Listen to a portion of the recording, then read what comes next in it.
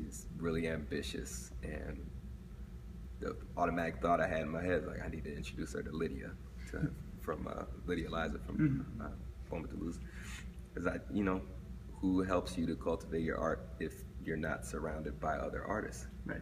She says, I'm on YouTube every day. I'm, practicing my piano, and just making those connections that only happen when you stop and talk to people for a little bit. I can stand up here and talk down to you all day, but that's only going to be this one direction of conversation. But the more valuable thing is to let everybody be heard, and then kind of work within that.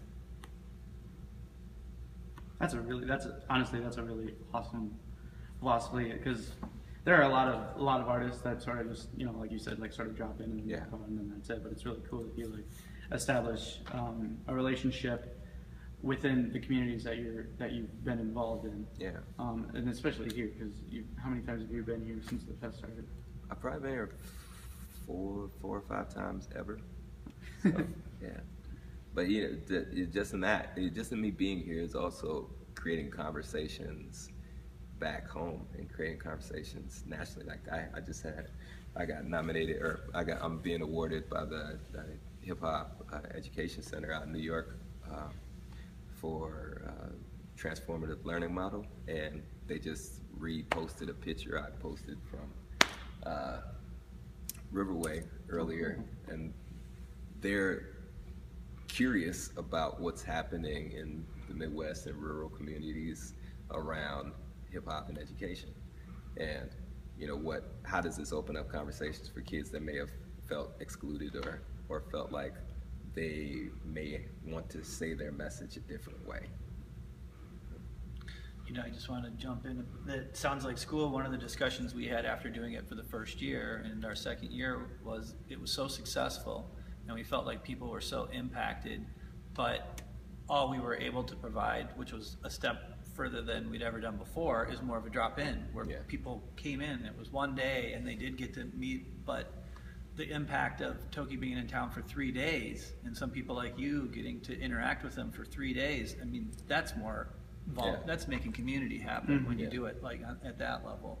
And so we're hoping that we can continue to raise more funding to do week-long residencies. Can you imagine you have somebody in the community for a whole week, and you have dinner with them at different people's houses, and really start to get the thing going, which I think this is laying the seeds for that right now. It was a conversation we had at Riverway earlier. It started with who are you, and what's something that people know about you, and what's something that people don't know about you, and it ended with us talking about starting a youth organization down here to do monthly events.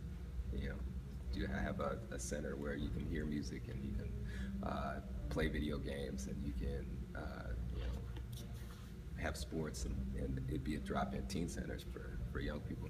So like hip-hop opens doors that maybe are unexpected, because it's inclusive in that way.